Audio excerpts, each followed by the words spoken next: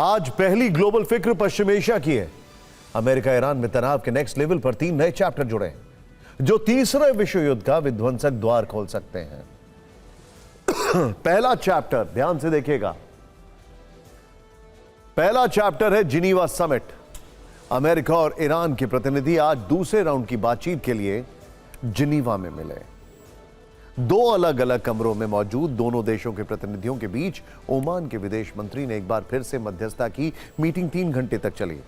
Iran के विदेश मंत्री ने कहा कि हम सही रास्ते पर हैं, लेकिन कोई समझौता हुआ हो ऐसा नहीं है, जिस पर जानकार मान रहे हैं कि ईरान परमाणु कार्यक्रमों पर तो बात कर रहा है, लेकिन मिसाइल की रेंज घटाने पर राजी नहीं है।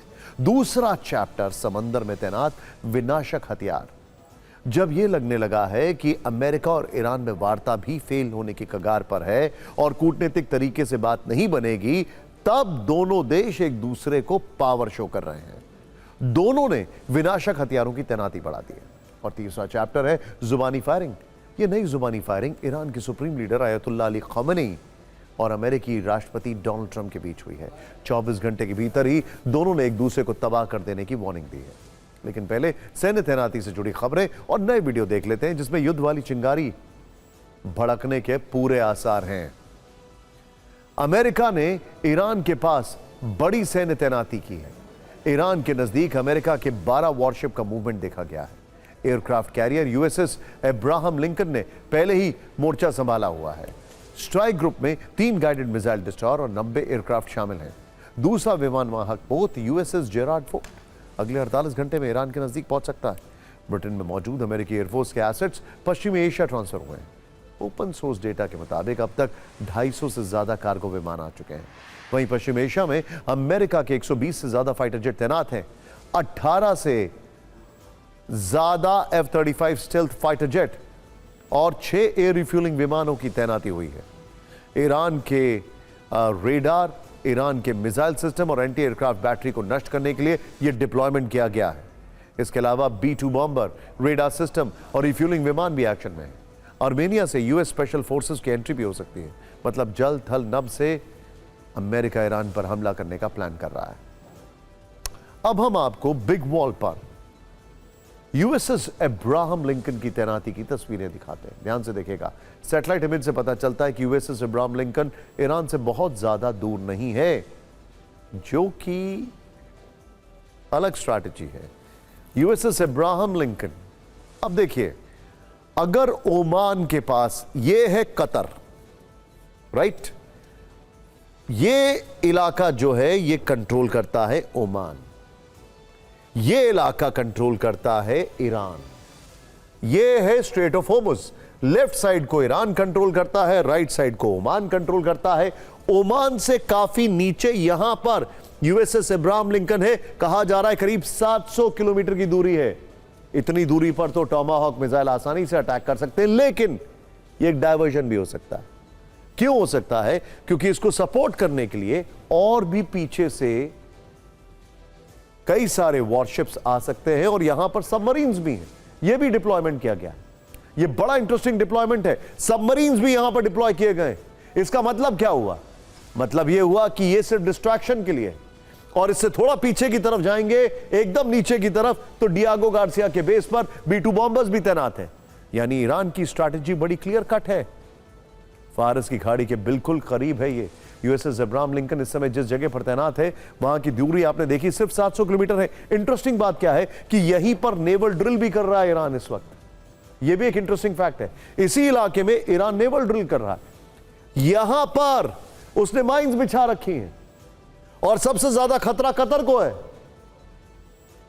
सोचिए जरा, अब आगे की कहानी क्या है? अमेरिका ईरान पर आसमान से बम बरसाने की योजना भी बना रहा है, ठीक वैसे ही जैसे पिछले वर्ष जून में B-52 बॉम्बर से ईरान के 3 न्यूक्लियर प्लांट तबाह किए गए थे। क्या हम एक बार फिर से वो वॉल दिखा सकते हैं? उस समय अमेरिका ने GBU-57 बंकर बस्टर बम का इस्तेमाल किया था। जो बॉम्बर्स हैं अमेरिका के, वो इससे ठीक नीचे की तरफ डियागो गार्सिया बेस के पास है। पिछली बार भी वहीं से टेक ऑफ किया था और वहां से टेक ऑफ करके वो सीधे इस पे बम्बार्डमेंट करना चाहते हैं। यानी कि ये डिप्लॉयमेंट है। नई खबर तेहरान को परेशान कर सकती है, क्योंकि अमेरिकी एयरफोर्स ने एरोस्पेस कंपनी बोइंग को अब जरा ध्यान से देखिए, GBU-57 मैसिव ऑर्डिनेंस पेनिट्रेटर यानी बंकर बस्टर बमों का नया ऑर्डर दे दिया है। अमेरिकी फोर्सेस ने इन बमों के अपने स्टॉक को भरने के लिए यह कॉन्ट्रैक्ट दिया है। GBU-57 बम को अमेरिकी बॉम्बर से टारगेट पर ड्रॉप किया जाता है। मदर ऑफ ऑल बॉम्ब्स या फादर ऑफ ऑल बॉम्ब्स, यह बम जमीन के नीचे जाकर टारगेट पर हमला करने की क्षमता रखता है। दुनिया का सबसे खतरनाक बम माना जाता है और ईरान से तनाव के बीच इस बम का नया ऑर्डर तेहरान पर बड़े हमले की स्क्रिप्ट जैसा है। इंटरेस्टिंग बात यह है कि अगर इस बम का ऑर्डर दिया गया है, अगर बॉम्बर्स तैयार हैं, तो क्या तभी ट्रंप ने बोला था कि मुझे पता है कि खौमेनी कहां है? यह तो अमेरिकी सैन्य तैयारियों की बात, लेकिन ईरान भी झुकने को तैयार नहीं है। अमेरिका और ईरान की डायरेक्ट वार्ता में समाधान की गुंजाइश फिलहाल नहीं दिख रही है, बल्कि ईरान जवाबी हमले की विध्वंसक तैयारी कर चुका है। जिनेवा वार्ता से ठीक पहले ईरान की तरफ से एक AI वीडियो जारी हुआ। इसमें IRGC का नया धमकी भरा संदेश छिपा है। खुर्रम शहर 4 मिसाइल को दिखाकर वार्निंग देने का प्रयास है। अमेरिका और इजराइल को खुर्रम शहर 4 मिसाइल सीधी चेतावनी देने की कोशिश कर रहे हैं। बड़ी बात यह है कि इस वीडियो में नेतन्याहू को भी दिखाया गया है। ईरान ने इस मिसाइल के अलावा दुनिया को पहली बार Abu Mahdi anti ship missile की ताकत भी दिखाई है। यह ताकत अमेरिकी वॉरशिप की मूवमेंट पता चलने के बाद दिखाई गई है।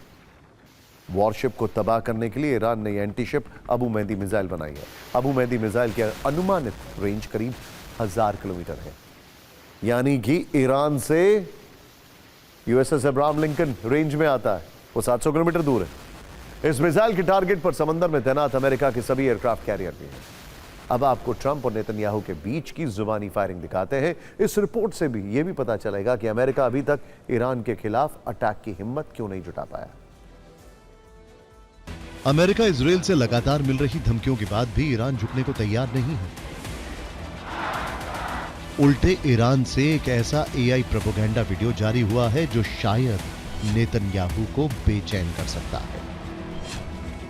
इस वीडियो में बिल्कुल मादुरो स्टाइल में सैन्य ऑपरेशन को दिखाया गया है। जैसे अमेरिका ने डेल्टा फोर्स भेजकर मादुरो को किडनैप किया था, वैसे ही ईरान ने यह दिखाने की कोशिश की है कि वो नेतन्याहू और उनकी पत्नी को स्पेशल ऑपरेशन के तहत बंदी बना सकता है। इतना ही नहीं, ईरान ने अमेरिका को भी नई धमकी दी है। अमेरिकी युद्धपोत पर खुर्रम शहर 4 मिसाइल से हमले वाली चेतावनी दी है। दरअसल ईरान झुकने को तैयार नहीं है और उसकी वजह है रूस और चीन से लगातार मिल रही मदद। 72 घंटे में 3 IL-76 सैन्य कार्गो विमान तेहरान पहुंचे हैं। रूस से भारी संख्या में हथियारों की डिलीवरी हुई है।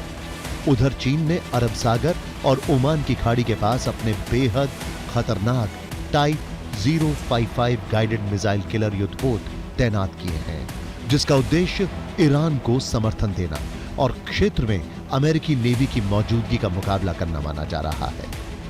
इस बीच चीन ने अमेरिका की उस धमकी को भी खारिज कर दिया है जिसमें इजराइल और अमेरिका ने मिलकर चीन को ईरान से तेल न खरीदने की वार्निंग दी थी। खमनेई के हौसले बुलंद हैं, वो ज्यादा आक्रामक बयान दे रहे हैं। शांति वार्ता के बीच ही उन्होंने ट्रंप को कड़ी नसीहत दी और कहा कि USS अब्राहम लिंकन भले ही खतरनाक हथियार है, लेकिन ईरान के हथियार उन्हें समंदर की गहराई में डुबो देने की शक्ति रखते हैं। हमने की यह नई धमकी तब है जब एक दिन पहले ही ट्रंप के करीबी अमेरिकी सेनेटर लिंडसे ग्रैहम ने ईरान को धमकी दी थी।